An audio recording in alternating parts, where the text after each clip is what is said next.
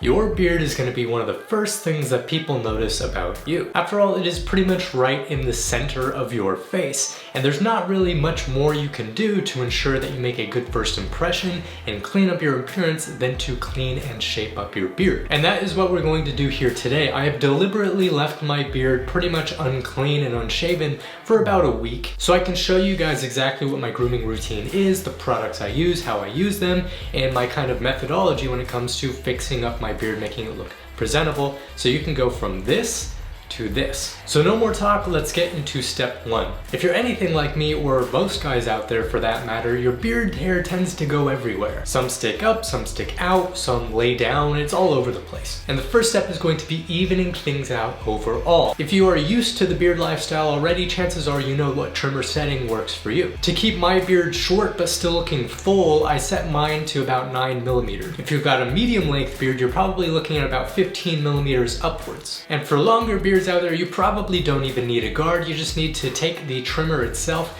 and get rid of any of the hairs you notice sticking out that shouldn't be. Doing this will trim all the fast growing areas of your beard and the slow growing areas to the same even length, causing your beard to look a lot more even and ultimately a lot more well kept. Easy enough. Step two is just to give your beard a good wash to get rid of all the excess hair that comes off when you trim. I use Volt's beard wash since it's sulfate free and therefore more gentle on your beard and your skin, so it doesn't dry out your beard hair or cause it to be kind of crunchy or sharp even. And because it doesn't dry out your skin either, you get rid of a lot of those pesky skin flakes or beard rough that every bearded guy hates. Step three is arguably the most important step in defining your overall beard's look, and that is shaping your beard using your trimmer. More specifically, shaping the three beard lines, which is your neckline, your cheek line, and your lip line. Your neckline is going to make the biggest difference in how your beard looks because it defines your jawline and your chin. Now, if you have a beard that is short enough not to cover your neck, you'll have to do this step. If your beard is long enough to cover your neck, then it doesn't apply to you. Define your neckline. Take something straight like a pencil, a comb, a ruler, even your finger,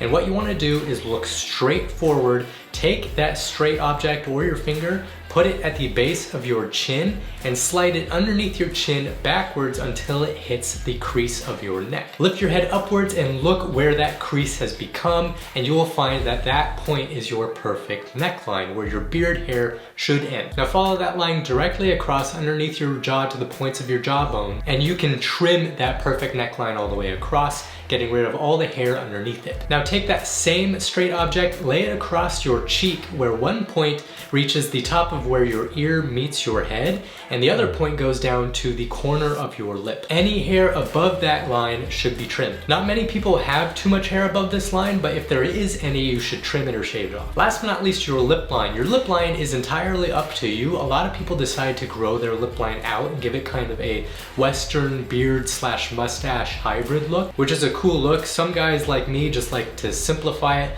cut everything off around the lip line just to clear the mouth area, make it easier to eat and stuff like that. Step four, shaving, is actually my favorite because it is the one that makes the biggest difference in making your beard well defined and clean looking, away from all the hairs that you just trimmed. Here is a pro tip. You want to use a clear shaving gel, something like Volt's Clear Shave. That way your beard lines that you just sculpted out aren't obstructed by a foam that you can't see through. So when you're shaving, you're not gonna know really where the line should end perfectly. So using a clear shave gel shows me exactly where I should put my razor, any hairs that I missed along the way, and it helps me sculpt out those lines perfectly. Lastly, step five is to condition and style your beard using something like a beard balm, a beard oil, or a beard and mustache wax. I prefer beard balm for the hydration and the control benefits of it, since beard oil doesn't tend to give your beard any kind of hold. But it's up to you. If your beard is short enough you don't need any hold, or maybe your beard hairs just behave better than mine do, you can get away with beard oil. That part is up to you. But I just scrape out some beard balm, melt it down in my hands, apply it to my beard,